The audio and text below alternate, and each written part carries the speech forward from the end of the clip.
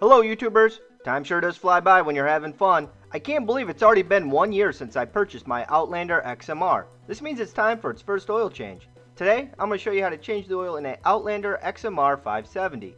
Can-Am recommends that the oil be changed every 100 hours or 2,000 miles or 1 year, whichever comes first.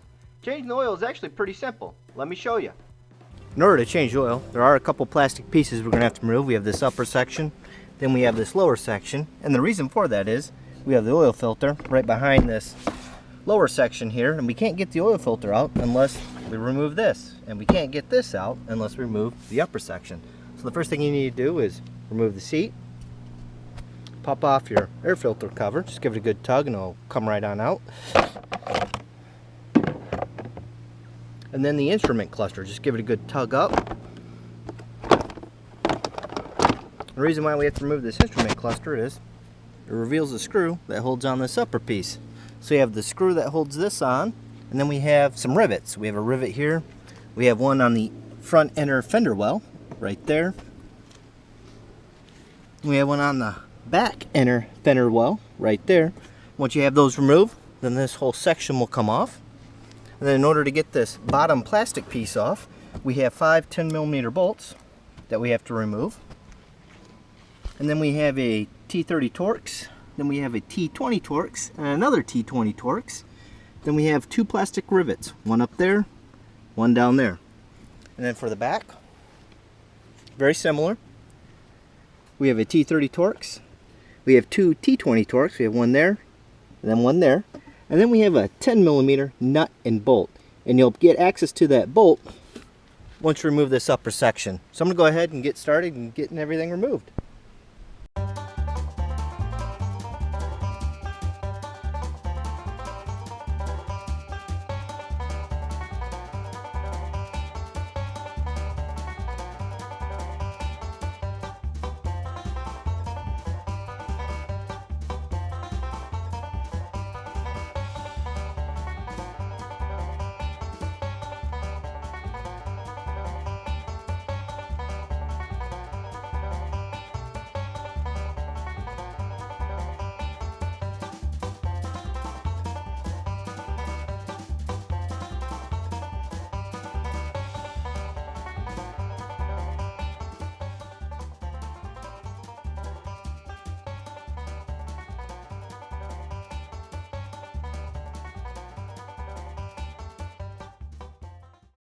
Now that all the bolts are out, we need to disconnect the fenders from the lower footrest. You do this by pulling back on these tabs.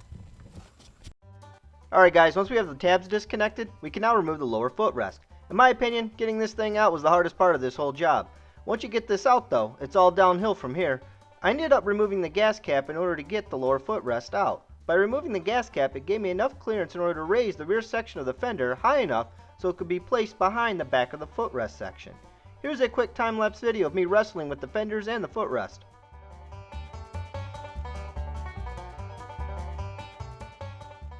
At the plastics removed, we have easy access to the oil filter, which is right behind this cover, and then also to our drain bolt, which is right there. It's a 13mm, and use this hole to get your tool up in there. So let's go ahead and get this old oil drained out. First, I'm going to loosen the fill plug so it drains easier, and then slide my oil pan underneath to catch the old oil, and then loosen the drain bolt.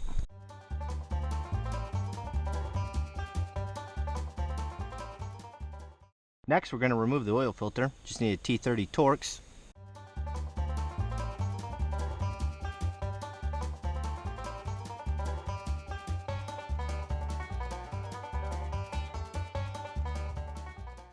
Before you install your new oil filter, make sure you clean the oil filter housing with a clean rag.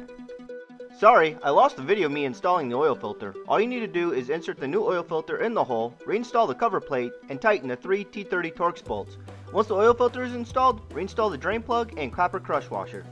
Before I fill this thing up with oil, I'm going to clean up the oil mess that was left behind by the old oil filter with a mild degreaser. Now that we have everything nice and clean, I'm now ready to fill the engine with oil. My 2016 Can-Am Outlander Xmr 570 takes 2.1 quarts of oil. Use the dipstick to measure the amount of oil until the correct amount is reached. Once the oil is filled, it's now time to start the engine and check for leaks.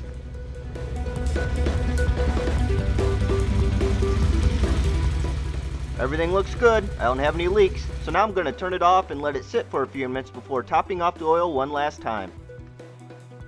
After topping off the oil, you are done. See, that wasn't so bad. All that's left to do now is reinstall the plastics in the reverse order that we removed them. If you'd like to see my other Can-Am DIY videos, click the playlist link in the description. If you have any questions, please leave them in the comments section, and I'll do my best to answer them. So long.